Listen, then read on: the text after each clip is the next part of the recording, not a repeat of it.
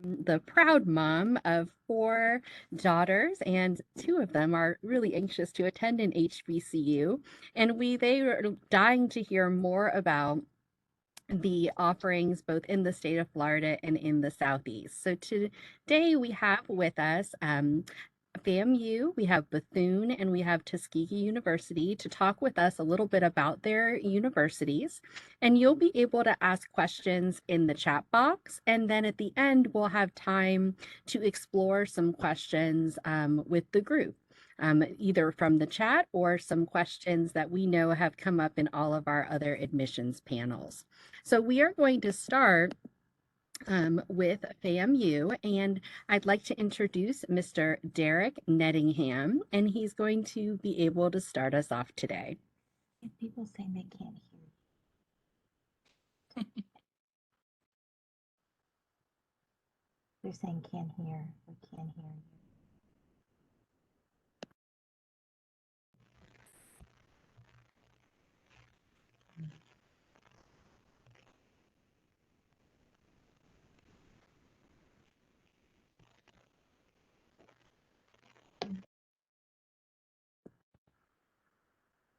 Okay, I do see that there's some folks that had a little bit of difficulty hearing. We have placed the call-in number in the chat box.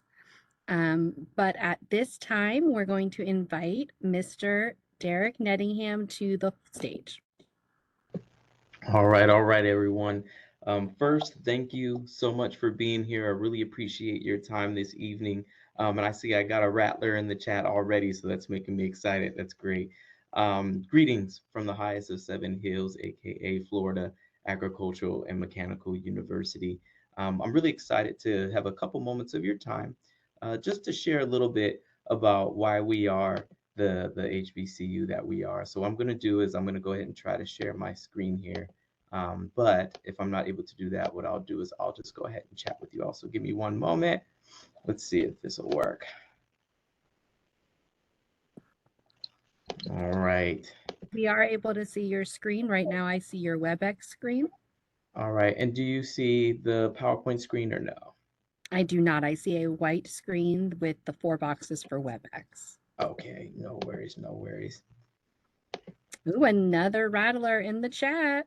Hey, there we go. No worries. So what we're going to do is I'm just going to go ahead and share about the highest of Seven Hills with you all right? Something I love to note about FAMU is that we're not a one-trick pony university, all right? We are the #1 ranked public HBCU in the country, and that's going to be for 4 consecutive years. So that's not a one-time deal. That's something that we've been doing for a very long time. So we're really excited about that. Some of our rankings that we love sharing with folks is that we do have the #2 ranked engineering program in the state of Florida in partnership with our colleagues down the way at FSU. All right. We're the #2 HBCU when you're looking at STEM. We love putting these students in the STEM field to make sure that we continue to progress the way that field is going with a diverse population of students. So that's something that we are very proud of. All right. We're ranked number 13 when it comes to social mobility. That's one of my favorite statistics. So some folks wonder what social mobility means. Social mobility essentially means that a lot of our students do better personally and professionally when they leave our university. And you can see that through our Rockstar Alumni Network. And I'll share a little bit about that in a moment. Something else is that we're ranked 103rd overall when you look at institutions or public institutions in this country. That number may seem large, but when you think about there's over 1,400 public institutions in the country, as an HBCU that's a little under 10,000 students, we're ranked 103rd and fast tracked on our way to be top 100. And then something else I love to say is that we are top 100 in undergraduate teaching, meaning that we have the world-class teaching and staff and faculty to match the #1 rank that we have. So we want students to know that because the type of instruction you get is just imperative as the ranking of the university. You don't want to just have a top rank institution and then have poor classes. All right. So I also want to talk about our programs. We have over 98 degrees in programs at FAMU, and we have the gamut when it comes to career paths and trajectories that students can take. Some of the top ones that I love to mention is that, of course, we have our business program, our SBI. Our business program is fantastic. I think that industry is booming right now, and a lot of our students are looking at entrepreneurship, supply chain management, etc. Then we have our pharmacy program. So everyone knows about our pharmacy program. And the cool thing is, if you're in Tallahassee or across the state of Florida, if you see someone in a white coat at a CVS or a Walgreens, there's a good chance that they came out of our program. And we love saying that. It's nothing to go in, and if you're getting like your flu shot or something and see a Rattler logo on that white coat. Something else we have is our law program. Our law program is spectacular. We have what we call as a 3+3. All right. The 3+3 means you start off with our pre-law program, and then you go on and do 3 years at our law school in Orlando. And that's not the only program we have like that. We have our 4+1 for our business school, meaning you start off 4 years in Tallahassee, and then you do one more year in a graduate program to get your MBA. All right. We have a multitude of programs that we do this because we want to make sure that you're optimizing your time while you're here with our robust curriculum and then getting out in time. All right. Yes, indeed, it is. Then, of course, I love talking about we have theater, we have the arts, and of course, our world class band, the Marching 100. So, everything from pre law, pre dentistry, pre health, all that, all the way to the other side of arts. And we have journalism, anything you could possibly imagine. All right. Now, I love talking about our alum because they really make up the fabric of what it means to be a Rattler. All right. So the couple that we're going to go ahead and talk about is first, of course, we got to mention the Keisha Lance Bottoms, who currently works in the White House alongside the Biden administration as a liaison between the White House and diverse communities across the nation. And essentially, what she does is make sure that he's communicating in a respectful way. So we crack up and say we have a Rattler telling the president how to behave in other communities. Then, of course, we have folks like John Thompson. So, again, I noted we are the number 2 HBCU for STEM. We have John Thompson if you're looking at computer science, where everyone knows about Bill Gates. But a lot of folks need to know that John Thompson is the lead director of the board of Microsoft. So, again, we have a Rattler in a huge area in Fortune 500. And then, last but not least, we have Dr. Snowden. Dr. Snowden is one of my favorite because Dr. Snowden was the first Black woman to get her PhD in nuclear engineering from MIT. Now, notice I said MIT and not FAMU. The reason why is because of that social mobility piece I told you about earlier, where you can get the building blocks at FAMU to go anywhere you want, whether it be a career or an Ivy League institution. All right. And then last, I'm going to shape up with just talking about some of our admissions requirements and our freshman profile. All right. So for admission, we're looking for around a 3.3 cumulative GPA. That's going to be your weighted score.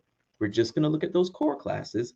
So while we love to see weightlifting, volleyball, and all those great courses, we're not going to factor those into our final admissions process. Okay. And then for test scores, now if you have a pad and pen, please write these down or you can look on our website. Our test scores is we're not test optional. We look at specific categories of the SAT and ACT. And we're only going to be looking for your math, reading, and writing on the SAT. And then we're going to be looking for math, reading, and English on the ACT. All right. And those scores for the SAT are 26 for math, 27 for reading, and 27 for writing and language. Then for the ACT, we're looking for 22 on math, 22 on reading, and then 19 on English. All right. So if you meet those metrics along with 3.3 cumulative GPA, you're in a good place to get admitted into the institution. But if you don't, just know we still want you to apply because we have a holistic admissions process. We want to give everyone the best chance to get into the university. All right. And then last but not least, with these numbers, we love to say that our students here on the Hill love to surpass expectations regardless of what it is. And I'm happy and proud to say that our incoming freshman class this year had an average GPA of 3.97. And this year, we were looking at the statistics, they're well on their way to surpass that to around a 3.99. So just note that you're going to get the best and the brightest here at FAMU. You're going to be able to find your fit with well over 175 student organizations, a rich culture of things like Divine Nine, which is historically Black sororities and fraternities. And then, of course, we have things like modeling troops, dance troops, etc. So thank you so much for your time. I'm really excited to chat further about the Hill. And of course, always, we strike, strike, and strike again.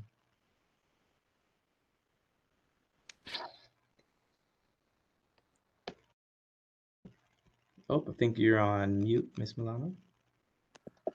So sorry. Thank you, Thank you so much for your time. That was great. I always learn something new every time I hear our colleges and universities speak. I'm now passing the presenter ball over to Ashley, who's going to be sharing some information with us from Bethune-Cookman University.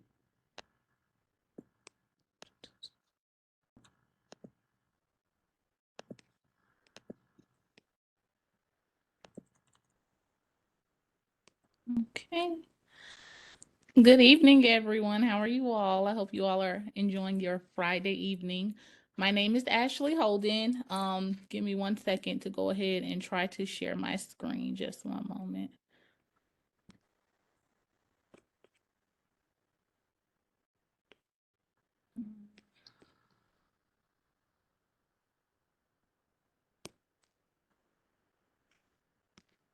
So, second.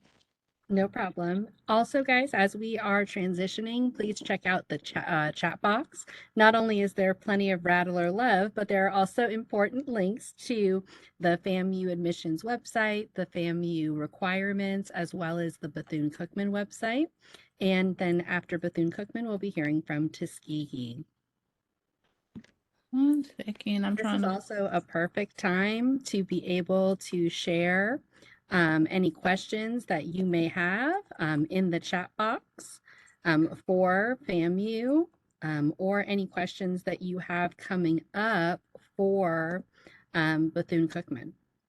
Okay, so it's not allowing me to share my screen, so I'm not sure why. But I had a nice video for you all. But again, thank you all for having me on this Friday evening. My name is Ashley Holden, and I'm one of the regional admissions counselors at Bethune-Cookman University. Now, Bethune-Cookman University, we are a private HBCU located in Daytona Beach, Florida. We were founded in 1904, the only HBCU founded by a woman of color, Dr. Mary McLeod Bethune. Now, just a few statistics, quick facts. I'm going to be relatively short. A few quick facts. Our enrollment, we're about 2,800 students with a student to faculty ratio of about 15-1. Average class sizes are capped at 30 students. We are test optional at Bethune-Cookman University, meaning we do not need SAT or ACT scores. Our GPA requirements are about 3.2 GPA. Our last class that came in, they had a average of about a 3.45 at Bethune-Cookman University. As well, we have 45 degree programs. Our top majors include business, nursing, something about our nursing program. 6 months prior to graduation, our nursing students are offered full employment, so they have something to go to as soon as they graduate as well. Criminal justice, mass comm. I am a mass comm major from Bethune-Cookman University, so I like to put that in. We have mass comm majors. They're on news channels, ESPN, as far as hosting the HBCU football games and everything else. I know we had questions that I was sent about scholarships and financial aid. We do offer scholarships at Bethune-Cookman, whether that's merit-based or need-based. There is something for everyone, as well as that FAFSA as well. Also, you can get scholarships within athletics, our extracurricular activities. So our marching band, our 14 karat as well as ROTC scholarships as well. Good thing about us, even though we are in Florida, we have no out-of-state tuition fees, so all of our students are paying that same exact tuition across the board, which is about $24,000 for the year. And I do wish I could have showed my video because I took a lot of time and put it together, but that's gonna really be it as far as Bethune-Cookman University. So you can go ahead and pass it on to the Do next. you see the share button on your screen? I do. So it's telling me, because I'm on my MacBook and it's not allowing me to do it. It's telling me to open up my system preferences, and I've done everything, but it's not allowing me. Okay, I'm so sorry. All And right, we're gonna pass on over to Tuskegee with Mr. DeOrleans. There is a few questions that have been placed into the chat as we are transitioning. And in the chat, I've seen a few questions. So while he's getting ready to go, there is a question about the FAMU Summer Bridge program, if you want to expand upon that in the chat or answer out loud. And then we have some questions about how IB programs are taken into effect and how you get the best bang for your buck in utilizing those. So Mr. Diorlins, I'll turn it over to you to take it away.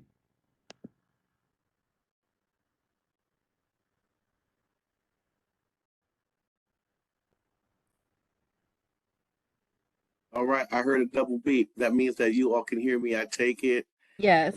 Allow me to send greetings from the campus of Crimson and Gold. I am Florian Dorlings Jr., one of the admissions counselors here at the Excellence of Academics, the Titan Tuskegee University. When I'm on the road, Florida is my territory. I also went to high school in Florida, and I know what it's like to go to an HBCU northwest of where you live. So I'm going to see if I can get the share button to work. And if not, I'll follow suit with my predecessors. So let's see. All right. It looks like you all can see a picture where we're going to take a peek inside the tiger's den. Can I get a confirmation on that? Yes, sir, we can see. Excellent. So this individual, for those of you all who do not know, has been thought of as being the founder of Tuskegee University. He is not. We'll get to that in a moment. Just be advised that Tuskegee was known by scholars of yesteryear as the School of Scientia Principatus and Opera, which is Latin for knowledge, leadership, and service. Based on this gentleman's legacy, we went with an alternate translation for the first term. Now, the question is, why Tuskegee? At this point, if you were in person with me, I would have a video to show. In the interest of time and in fairness for my predecessor, who I would love to have a one-on-one conversation with. So check the chat, ma'am, right? We're going to go right on to why Tuskegee. But first, let's talk about who are we. You can see by that first line that we were founded on a holiday that you might be familiar with, right? Here at Tuskegee, you will not hear that holiday. You might see fireworks, but it's going to be more like Happy Founders Day, Happy TU Day, Happy TU Founders Day.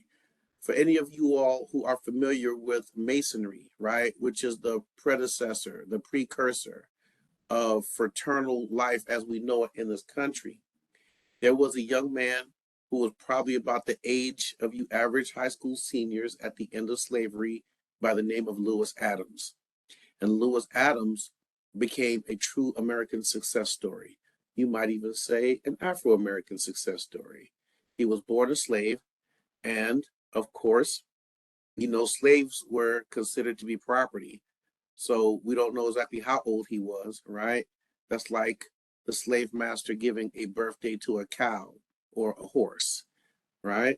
But needless to say, those type of conditions motivated Mr. Adams to become a self-made man. He was self-taught. He learned how to read. He learned multiple languages. And then he became a businessman, a tinsmith, a saddle maker, things of that nature. And when a Caucasian politician went to run for office, he approached Mr. Adams. This politician's name is William Foster, and said, hey, I need the Negro vote. What will it take for you to vote with me? Because then your people will vote with me as well. Well, Mr. Adams said, I don't want money. I don't want power. All I want is a little school in Tuskegee for colored folk to call their own. And you can see by the founding date, we're not the first HBCU. So according to the legend, Mr. Foster said, deal. Well, Mr. Adams said, I'm going to get you these votes, but if you renege, don't bother running for re-election because I'll make sure you lose. And that was the vote of 1880. So in a one-room shanty in a church not too far from here, the Tuskegee Normal School for Colored Teachers was founded, right? So no doubt the true founder had a reason why he picked that particular date to start the school. But what did he know about schooling? He was just a former slave, rather, that was self-educated. So he got with George Campbell. George Campbell was a former slaveholder turned banker. Now, what an odd couple. This former slave turned businessman and former slaveholder turned banker, our founder and co-founder, right? Lewis Adams and George Campbell. But they knew that the path to the new Negro really achieving freedom was through education. So what they did was they hired an educator, a 25-year-old upstart from Hampton Institute by the name of Booker Telefario Washington to be our founding principal. That's whose picture was on the first slide. And based on his efforts, we actually were recently upgraded from the number 4 HBCU in the country, that's public or private, to the number 3 HBCU in the country. We're also the number 1 HBCU in Alabama, and for that matter, the top all-inclusive HBCU in the South. And that's the pride of the swift-growing South to those who know us. Now, a few quick facts about Tuskegee is we have less than 3,000 students, but we have over 5,000 acres of land. That means, yes, freshmen can have cars on campus. And that's on campus while you're doing what? No doubt in class with 10 other students to every professor. So your professor will know your name, will know your capabilities. You will be challenged. You will be called upon. You won't be like Mr. Dorland's when he went to school in Tallahassee in stadium-style seating, looking across the classroom, waiting for the period to end. And when the bell rings, everybody files out that one door and the person you're looking for is gone, right? That probably won't happen here while you're busy doing what? Chasing one of our over 40 bachelor's degrees. You might double major. You might get a minor. You might be like Mr. Dorland's and get one of our almost 20 master's degrees. Even Mr. Dorland's is thinking about one of our almost half dozen doctoral degrees. But Mr. Dorland's favorite part, since he works right across the street from the George Washington Carver Museum, is the fact that thanks to that scientific agricultural research template he left us, we are the first, if not only HBCU, to come up with a template to grow food successfully on the International Space Station. Now, I'm sure everybody knows that reading is fundamental. I'm not going to read this slide, but no doubt you also know that 2 plus 3 is 5, and that 1 plus 4 is 5, right? How about when you come to take the tour, because open house is on March 25th, and I urge you all to come up and see the campus, right? That 2 plus 3 is 5, 1 plus 4 is 5, right? How about the buildings that house the majors for 2 and 3? Similar similar curriculum, share the same intersection. How about the buildings that house the majors for 1 plus 4 and even 5? Share the same strip of road. It's almost as if Tuskegee is making the education add up, even when we're not trying. Now, one of my favorite slides, right? I'm going to start in quadrant 3 for all of you Algebra 1 heads out there and go clockwise, because Tuskegee University is the only campus in the entire country that's deemed as a National Historic Site. No doubt that's due, in part, right, to the patriotic efforts of the Tuskegee Airmen who sacrificed themselves for this country. If any of you have Disney Plus, I urge you to look at a movie called Red Tails, right? It's a very good example of why the Tuskegee Airmen were deemed as experiments. But come to find out, we took that experimental challenge and made sure that only the best would fly, get their wings. And surprise, surprise, not only are they the reason, in my opinion, that we won World War II, but they're the reason why we have an Air Force. Moving forward, if you watch the movie, you will learn that the ground crew had to keep those hand-me-down birds flying so that the pilots would feel comfortable engaging in the air with aerial maneuvers and dogfighting and things of that nature. So we have years and years of aerospace engineering under our belt, hence that claim in that top left corner. Now, I didn't know about the occupational therapist component until I got here, but surprise, surprise, you see a general, maybe of minority descent, or an admiral in the military, maybe not. chances are that individual went to Tuskegee. And why is that? Because our ROTC department, for which we have all 4 with a path to the Coast Guard as well, is very diverse. And speaking of diversity, in my College of Veterinary Medicine, which is also an extremely diverse department, Tuskegee is the first, if not currently only, HBCU to be fully accredited in vet medicine. So that means you can come here and not have to worry about transfer, moving, reapplying. Like my counterpart from FAMU mentioned, we have something similar called a 3+1 program. And 3+1 means what?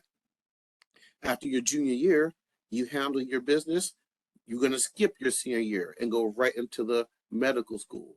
And not Roll Tide, which I'm a fan of, not Auburn, which I live across the street from, but little old Tuskegee was the first school in all of Alabama to have a bachelor's degree in nursing. So that means you need Algebra 1, a math after that, biology, and chemistry. They all need to be passed with a C or better, and you must have a 3.0 unweighted GPA to get into the nursing program. All right. So moving forward, we have our famous alumni, like any other school worth its weight in salt. So who are these people I have listed here? Well, here are a few, right?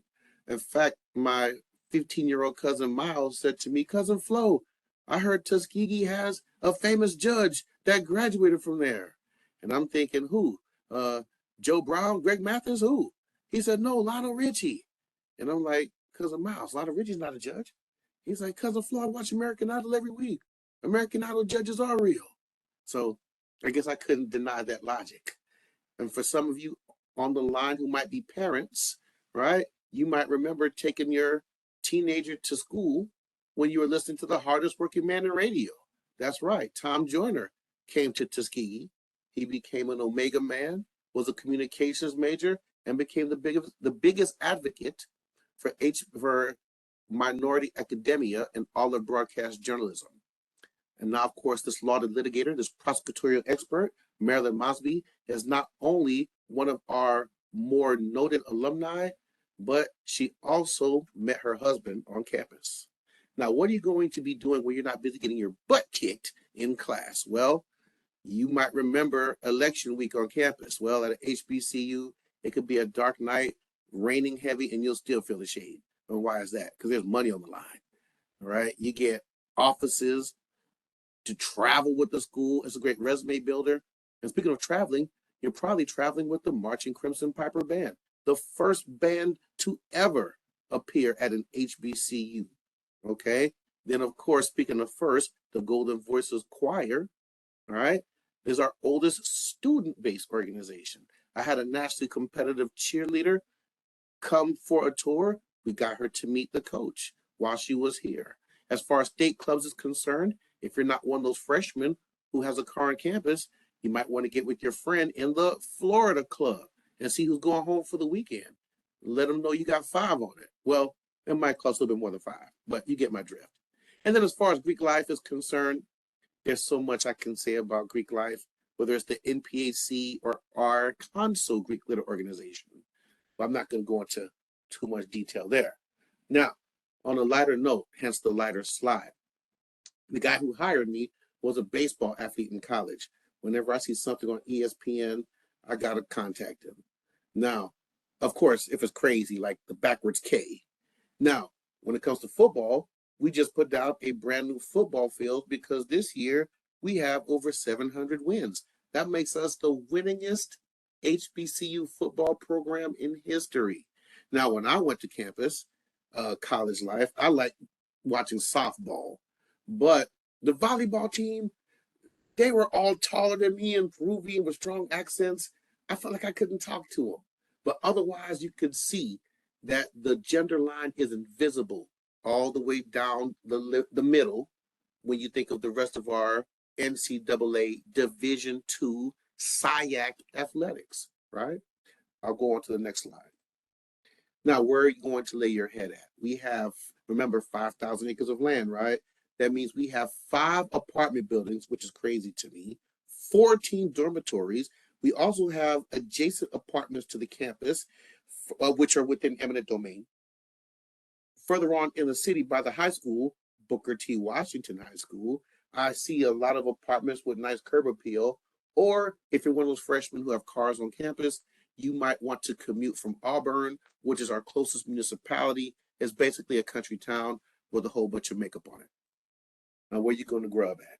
So the Austin Grill houses our Marvelous Market, which is our Starbucks variant, which is very popular with high schoolers that visit us, let alone college students. You're not going to find the large grande cup. Even I like to get a small hot cocoa when I go to Starbucks. But we also have Kickin' Chicken, and that is another flat grill, fast casual option.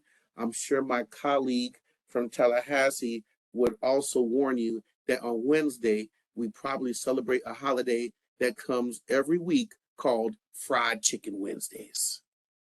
Now, what does it take to become a golden tiger? Remember when I talked about those nursing requirements? There they are right there in writing. Now, for all non-nursing majors, these are our preferred criteria. But remember that GPA must be unweighted. In Florida, I believe you all call that the state GPA. If you apply standard and you have lower than these scores, I'm probably going to need a letter of recommendation. But if you have a weighted GPA, well, I'm not going to worry about that letter because you've been preparing yourself. When you go test optional, it must be a 3.0 cumulative GPA, unweighted. You must be an honor roll student. But then guess what? We're going to highly scrutinize your writing samples. That letter of recommendation, which in my opinion should not come from someone at your high school, but then that essay, which in my opinion should be proofread by someone who works at your school. Now, what does it cost to come to Tuskegee? We're not the most expensive school in Alabama. We're not the least expensive school in Alabama. I'll just leave it right there. In fact, I've been to private schools in Florida for grade schoolers that cost more than in Tuskegee, which is incredible to me. Now, what does it take to get some of that cost offset? So you can ignore the bottom right-hand corner, right? Because you all are not Alabama residents. However, when you look at the other four, remember this: when you're climbing a ladder, you might not step on every rung to get to the top, but you will pass every rung. So just think about that. If you're going to get any one of these scholarships, you must have everything minimum on that square to be awarded that freshman scholarship. And remember, you're getting it as a freshman. You can't come in and say, oh, I increased my GPA. How about a redo? That's not how it works. We have to allocate those funds for the next crop of incoming freshmen. Now, out of all these dates, let me point out the one most important date, October the 1st. That date has come and gone. That's the FAFSA deadline. Every year, your phone should be going off with a beep. 2 days warning and an annual reminder. It's financial aid day. Whoever claims you on their taxes should be helping you fill out this FAFSA. Now I know what you're thinking, but Mr. Dorlage, it's spelled incorrectly. It's FAFSA. Well, that's because my colleague told me that when he was here at Tuskegee and graduated in 2016, they would say, first applied shall find aid. In other words, the early bird gets the worm. So every year you plan to go to school the next year, you should have your phone giving you a reminder to fill out this form. And there's the kid. Whew, that means we made it to the end. Here's my contact information. I definitely prefer voicemail over email. I will return all of my voicemails. Even if I see your number in the caller ID, I'm returning it. And I take it for those with the benefit of flash photography. You would have taken a picture. And now I'm going to stop sharing and take questions. Awesome. Well, thank you so much. I appreciate you sharing. I definitely heard some important nuggets in there, and I appreciated your humor on a Friday evening as well. We were able to get Ashley's presentation from Bethune pulled up, so I will just take a second to share the section she wanted to show you. And then I have a list of questions that have been populating in the chat. So give me just a moment to share this. Hopefully everybody can see my screen here. And I believe what she was looking to show you is on the second. What if there was a place that had a sense of belonging and was birthed out of the needs of others? What if its humble beginnings inspired change and cooperation? What if after generations it supplied the safety and nurturing to help change the human condition?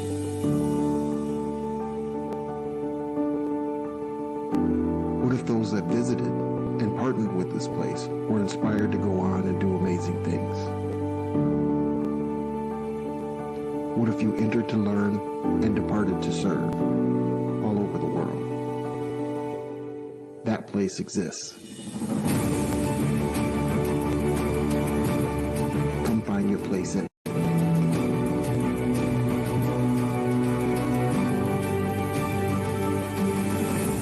Bethune-Cookman University.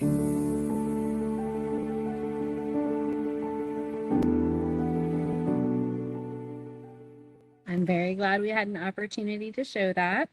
And this is some of the information she had wanted to share before. We will put a link to this in the chat for everybody, and we will also make sure to get a copy of the information for FAMU as well to share with you all.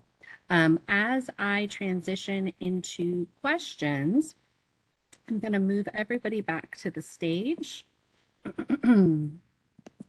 So one of the first questions I think is kind of basic, but I think important.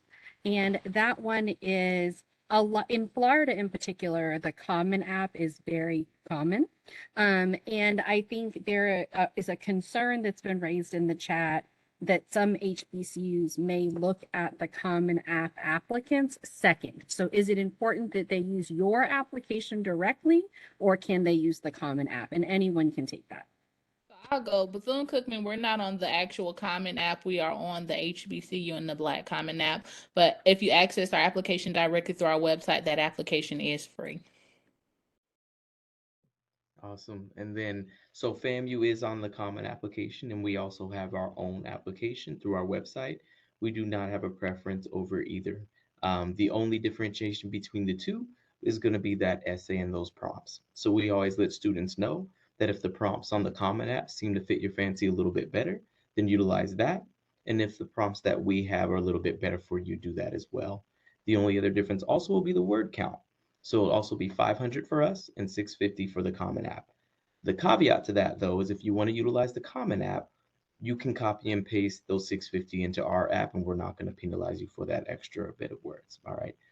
So yes, we're on both. No preference over either. All right, I guess it's my turn. Man, those pair are a tough act to follow, but if it will please you, Madam Moderator, I do like this order in response because we're going alphabetical order from BCU, FAMU, and then TU, right? And I would say that yes, we are on the Common App. Everything that Mr. Nettingham said more than likely is pretty much synonymous with us. However, my preference is for you to skip the Common App and just come straight to our website, because then you are eliminating the middleman. Otherwise, that's another feature or filter that we have to go through sometimes to get your documents. And like Ms. Ashley mentioned, currently there's no cost to come straight to our website.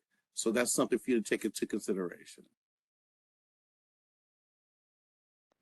Okay, so a common question we get from families, and we've seen some of this in the chat tonight, is what do I do if my student doesn't meet your profile? They either don't have the correct GPA or they don't have the correct test scores. Should I just look at that profile and say, my child's not going to make it, or do I still try to apply? What's the best advice to give a parent? So at Bethune-Cookman University, since we are a private HBCU, we do not have to follow the regions that the state of Florida puts on. So it is more so a holistic process. So we do encourage our students to go ahead and submit that application. If you want to go ahead, we don't request or require a essay, but if you want to go ahead and explain why coming to Bethune-Cookman would help you to excel and so forth, then we do that. But we do a holistic actual application to see what the student actually does, because we do understand, okay, students, things change, getting them over to college, that adulthood. Let's see what we can do to get them to BCU. I can understand that. I have 4 daughters. I know, pray for me. 3 of them are teenagers. And of those 3, I have one that's a fabulous test taker, one that's not a fabulous test taker. So I can feel that angst for parents. Gentlemen, do you share the same philosophy? Yes, absolutely, absolutely. So at FAMU, we love to say that we don't deny, we redirect. And I've seen this play out time and time again with students where there's more than one way to get to the hill. So if you do look at our profile and say, hey, this may not be for me, shoot me a call, call one of our representatives, because we will be happy to talk with you how you can get to the hill. So the first thing we always encourage is definitely retest if that seems to be something that's nagging at you. I've admitted multiple students just this week from retesting and then meeting those requirements. Because we super score, retesting is something that we encourage, meaning we will take your highest test score regardless of how many times you take it. So if you knock out the math portion and just struggling on that writing, that means the second time you take it, just focus on that writing, because we're going to take that math score that's already been achieved. All right. And then, of course, I would be remiss if I did not note our Ignite program. So we have a robust transfer program called the Ignite program. And this is mostly for our in-state students right out of Florida, because we have partnerships with the JUCOs and community colleges and institutions across the state. What that means is that when you complete your associates through the Ignite program, you're automatically admitted into FAMU. We also love to say that while you're at this program, kind of within it, you're still an honorary Rattler because you have access to all of the amenities like our rec center, games, you name it. So if you have any questions about that, always say, reach out to me so we can look at which institution is the best fit to go through the at night program. But if you're worried about that GPA or those test scores coming right out of high school, please, please, please talk with one of us so that we can see what the best route is.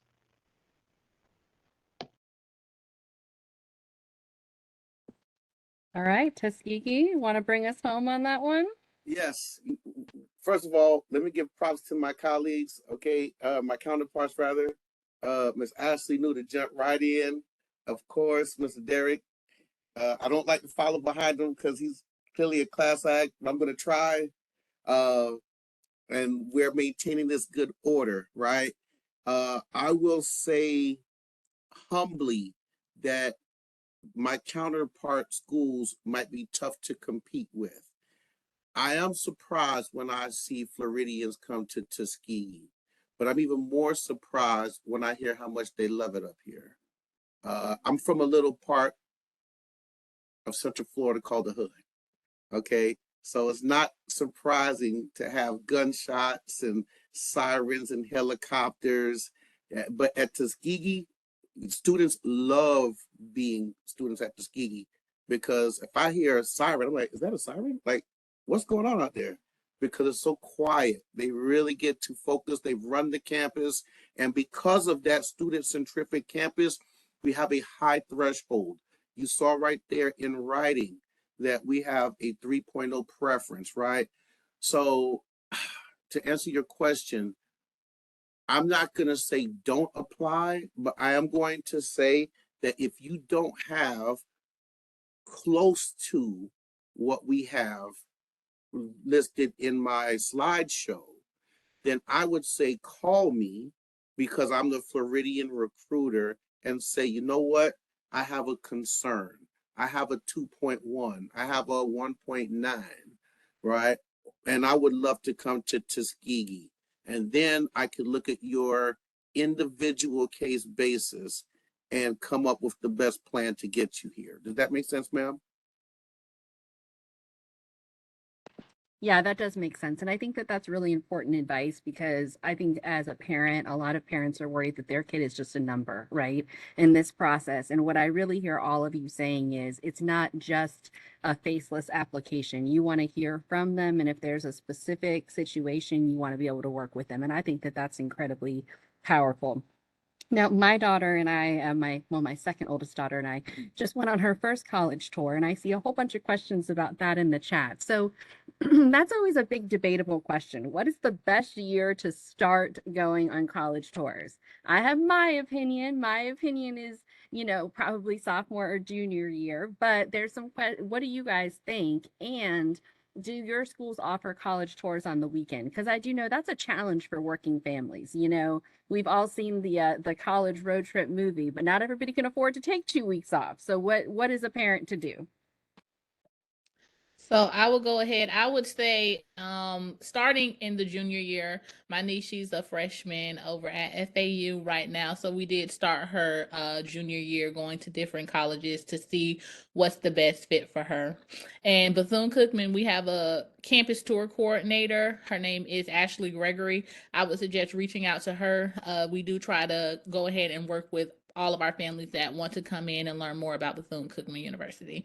And then weekends, they would work. You'll be able to see how weekends are on campus, but we prefer coming on the weekdays so you can see the hustle and bustle of what's going on in Daytona Beach, Florida, and on the campus of Bethune-Cookman University. All right, what do you think, FAMU?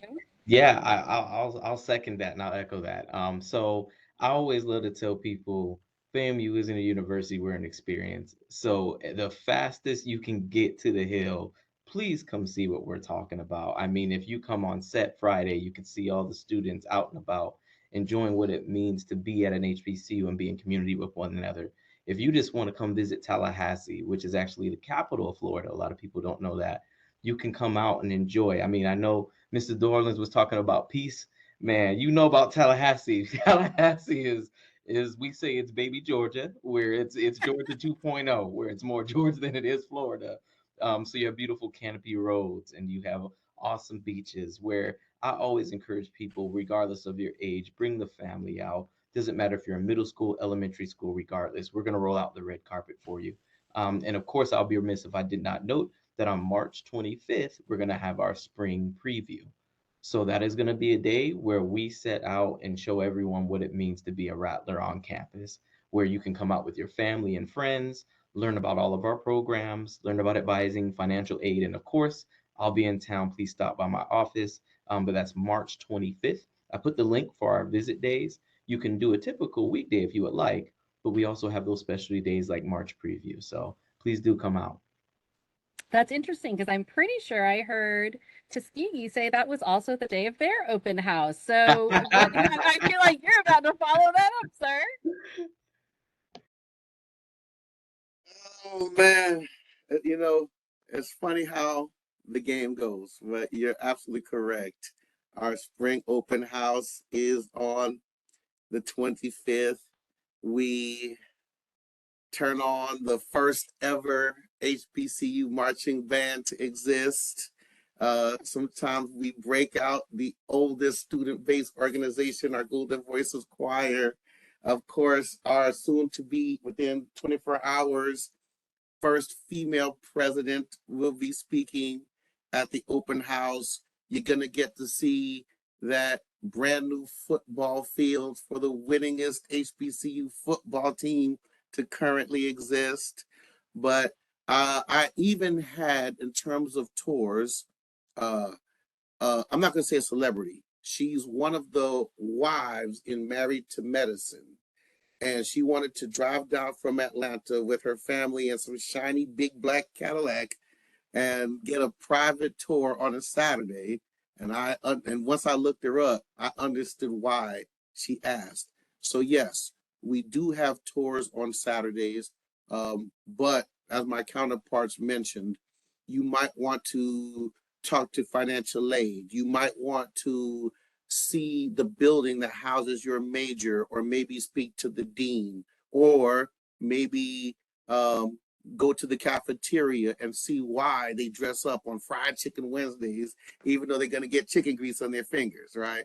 So I would urge you all as well to come in during the week, but we'll be able to accommodate. And I hope that answered your question, ma'am. It did. Oh, no, So wait a minute. I'm sorry. You asked about our suggestions. I'm going to say freshmen should go to a college fair so that they can see what's out there, the school colors, the mascot, where they're located. As sophomores, they should narrow down. I know as freshmen, you're going to be like 50 Cent, right? Just be a window shopper. But as sophomores, they should narrow down that search to see what they like. Speak to an alumni, find a little known fact, maybe see the campus.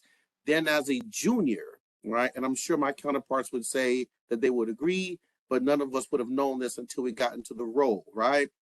As a junior, your first semester, you should see what does it take to get into the school you like? What does it take to get into the school you like, right? Whether it's Tuskegee or Timbuktu.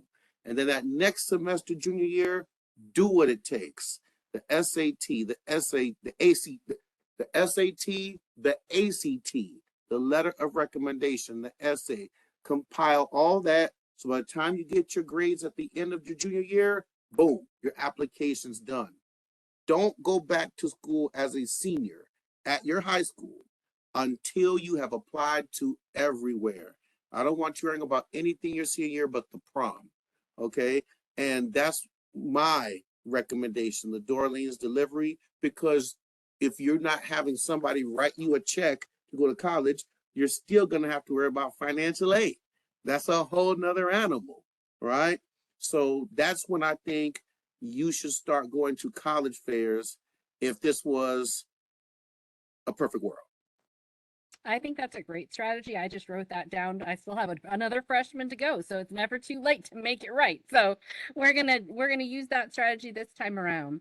So as we are continuing on and we're wrapping up the evening, I want to know for you, what are the top misconceptions that people share about HBCUs? Okay, so what are the misconceptions that you hear? And turning that around, how has attending an HBCU yourself affected your post-graduation life? So first, what are the misconceptions? And then because we know they're not true, how has attending an HBCU affected your post-college life? So Ashley, I'm gonna go to you. So I would say the misconceptions that I've heard, of course, we hear about the financial aid, you don't receive your refunds on time, my degree won't actually matter. I can say attending Bethune-Cookman University and graduating from there, I was able to get a job before I was supposed to come back home at the largest university in the state of Georgia. That's where I live in Atlanta. So I would say being able to just meet the different people, my professors, they do have a passion for what they do teaching at HBCU. So they're making sure that we are knowing the same thing that our counterparts at PWIs are learning as well. So that would be a misconception to me that my degree isn't worth anything when I'm able to still go into rooms with people with PWI degrees and be able to mix and mingle and show them that my HBCU does mean something. HBCU proud. All right. Sam, you? Yeah, I mean, I couldn't agree more. I think when you look at the impressive lineup of alum that come out of just HBCUs in general, when you have the Oprah Winfrey's, when you have folks like Kim Godwin, who's the first Black woman to run a major news network, and she came out of FAMU. I mean, like that completely debunks that thought. Right. So definitely don't feed into that. But what I will say, something that is a misconception is that one that I always let students know that yes, there has been over the years an increase in folks in regard to just multiple backgrounds that attend HBCUs, and folks are saying, are they getting diluted? Are HBCUs now becoming just this open free for all? And the way I respond to that is that we are always going to be rooted in Black excellence, and we're going to be centered around what it means to be a Black person. And I mean, that's never going to change. So while we are very proud of the students we bring in, so I can note from like FAMU, we have over 60 countries represented on our campus. So students from all over the world attend FAMU. But even at any admission session I'm at, I unapologetically let people know that we will remain rooted in Black excellence. And that is something that we're unapologetic about. We're not going to slow down about, and we're going to keep pushing as we continue to rise and are recognized, which we should have been recognized long time ago, by the way. So I'm gonna put my own little 2 cents and say that the new kind of surge of, I'll say, not acceptance, but the new spotlight on HBCUs is cute for the folks that didn't get it. But I think a lot of us already did. So thank you for catching up. We already knew that it was phenomenal. And I also want to toss that out for our HSI partners as well, and our historically Hispanic institutions, where I want to toss that out, where a lot of our historically marginalized institutions have been doing phenomenal work for a very long time. So to assume that these things are new or we're going to switch up, I think is not even close. Well said. All right, Tuskegee. Sheesh. I have to start taking notes when I follow up behind this pair, because I'm trying to keep up. So yes, you know that we're going to openly provide a safe space for you to discuss things like CRT. You know, we're going to have a safe space in class for you to discuss things like a woman's right to choose. Okay, we know that. Let's talk about the misnomers, right? Mary McLeod Bethune was such a staple in minority academia that she has a hall right here on Tuskegee University campus, which I was kind of shocked, but at the same time, I guess I shouldn't be, because she's kind of a big deal. Florida A&M University is the only school I've ever known to have their marching band invited to Paris twice, right? So there is a certain standard of achievement and high marks that come from certain HBCUs that's just undeniable. Okay. Right here at Tuskegee University, I can say that I've been asked, is it only for Black people? And I have to say, no, we do have Caucasians. We do have Hispanics that come here. So that is one of the biggest misnomers. In fact, not only did I hear, but one transfer who graduated from Iowa State brought me a thank you gift after I highly sought after him and let him know that he was qualified for a scholarship on this campus. As far as my own misnomer, I often wondered if the verbose lexicon that is not just jargon when I attempt to articulate myself and edify the uninitiated would hold merit, serves me well when I say, for example, get a speeding ticket. Because I used to get speeding tickets in Florida every year and just pay money. Now, when I get speeding tickets, because of my major professor from grad school, I fight them and I win. And I tend to shock people because I walk in there with my suit and tie, and then I get the question of, are you an attorney or a defendant? As soon as I hear that question, I know I got it, right? And I owe that empowerment to my major professor, who at an HBCU instilled in me that I should not just be a customer to society, but an active participant and civilian, right? Which means I have rights just like anyone else, so to speak. So I could go on, but I'll stop right there. Well, I think you all answered the question phenomenally. So I'd like to give everybody a chance to say a closing remark, because I feel very blessed that we have had over 100 families stay with us on a Friday evening to hear from you all. And so I want to give you a chance to give your closing remarks and then share why you personally made the decision to attend an HBCU for yourself. So Okay. I'll go ahead and end mine with a quote from Dr. Mary McLeod Bethune. Invest in the human soul. Who knows? It may be a diamond in the rough. BCU, we put the BCU in HBCU. But the reason that I chose Bethune-Cookman University, both of my parents, they attended Bethune-Cookman, so I grew up around Bethune-Cookman. My older sister decided she wanted to go to Florida State. Have a twin sister. She decided she wanted to go to University of Florida. Just being like, just in the environment, going to the football games, going to the Florida Classic, it just put that passion in my heart, and I knew that Bethune-Cookman was the place for me. So that's why I chose Bethune-Cookman. All right, thank you. Parting words and why you chose to attend an HBCU, FAMU. All right. So I mean, the parting words that I love to say is kind of a mantra that is stated by our president, Dr. Robinson, is we love to provide excellence with caring. And that is something that I think you can feel when you walk around our campus. It's something that we live by. And when we say we strike, strike, and strike again, we absolutely mean it. And you'll see that with the care you get from staff, faculty, and your fellow students. So just know that.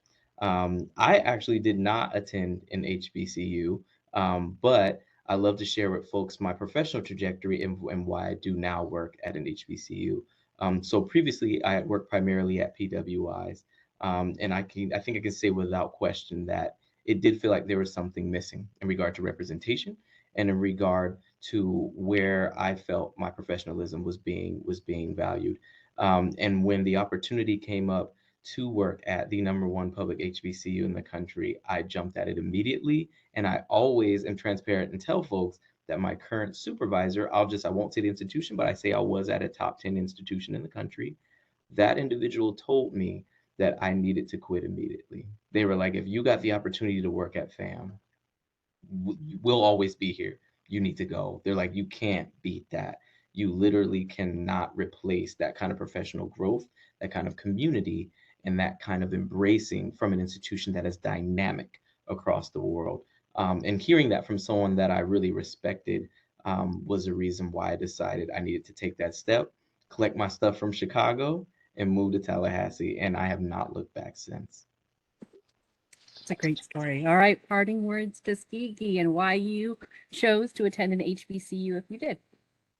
So I want to go ahead and first say I want to say thank you to Ashley Holden, thank you to Derek Nettingham, and of course, thank you for my invitation, ma'am.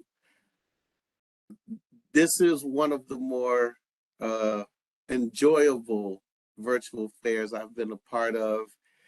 I'll say that you've got almost a strategic, diverse staffing here because you have a member of her staff who attended the school she worked at. Then you have a member of the staff who went to a PWI and has a whole nother vantage. Then you have someone like me who did not attend the school where I'm employed, but did go to another HBCU, right? So I can say that in Orlando, Florida, I went to the oldest historically Black high school in the South called Jones High School. And as a first generation American born of immigrants, I went to Jones High School as an honors student, and I knew I wanted to go to college, but I had no idea where to go. They said, don't worry about it. We know exactly where to send you. And they sent me to an HBCU. I think the power of HBCUs is that you're going to get a complete experience from an academic standpoint. You're not just going to hear, for example, the Democratic viewpoint, but the Republican viewpoint. You're going to hear the independent viewpoint. You're going to hear viewpoints across the spectrum so that you're prepared to handle any spectrum that comes your way. And that's why it never ceased to amaze me. Say, for example, here at Tuskegee University, my very first day, I met a young lady here for our College of Veterinary Medicine from Romania. And why is that? because she knows that we produce over 3/4 of African American veterinarians in this country. That means our vet school must be doing something right. All right. You take, for example, we've got an HBCU here, if I'm not mistaken, Florida A&M, they have a law school where you've got graduates from the University of Florida who can't even get into the University of Florida Law School. But then they go to FAM and then they what? Go on to great law careers, right? Or you have places like BCU where not only are you getting a great education, but you have the amazing atmosphere of the beach a few blocks away. So there are a number of benefits that come from attending HBCUs, whether it's environmentally or just culturally. And I'll stop right there. Well, thank you so much to all three schools. I've learned a tremendous amount. I know our families have learned a tremendous amount, and we are looking forward to working with you again in the future. I do want to let all of the families